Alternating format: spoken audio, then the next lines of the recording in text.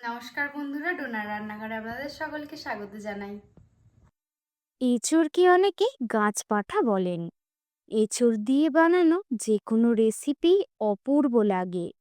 আজ আমি বানালাম চিংড়ি এঁচোড়। এর জন্য প্রথমে এঁচোড়গুলোকে এই রকম টুকরো করে কেটে নিয়েছি। একটি পাত্রে জল গরম করে লবণ, হলুদ, লঙ্কা গুঁড়ো দিয়ে এঁচোড়গুলো তুলে দিয়ে কিছুক্ষণ সিদ্ধ করে জল ঝরিয়ে নিলাম। এরপর একটি পাত্রে চিংড়ি মাছ নিয়ে তার মধ্যে পরিমাণ মতো লবণ এবং হলুদ মাখিয়ে চিংড়ি মাছগুলোকে হালকা করে ভেজে তুলে নিলাম। কড়াইয়ে তেল গরম করে আলুগুলো দিয়ে পরিমাণ মতো লবণ এবং হলুদ দিয়ে হালকা করে ভেজে তুলে নিলাম।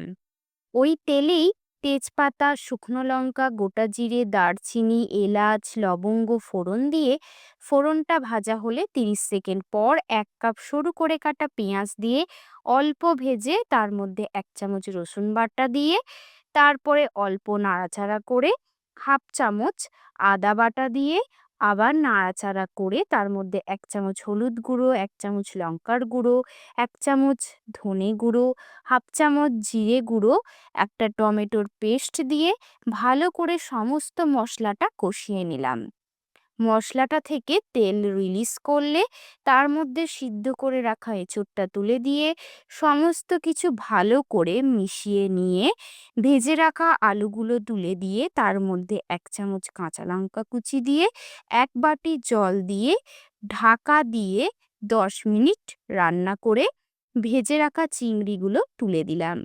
এরপর নামানোর আগে গরম মশলার গুঁড়ো, ধনেপাতা কুচি এবং ঘি ছড়িয়ে নামিয়ে নিলাম।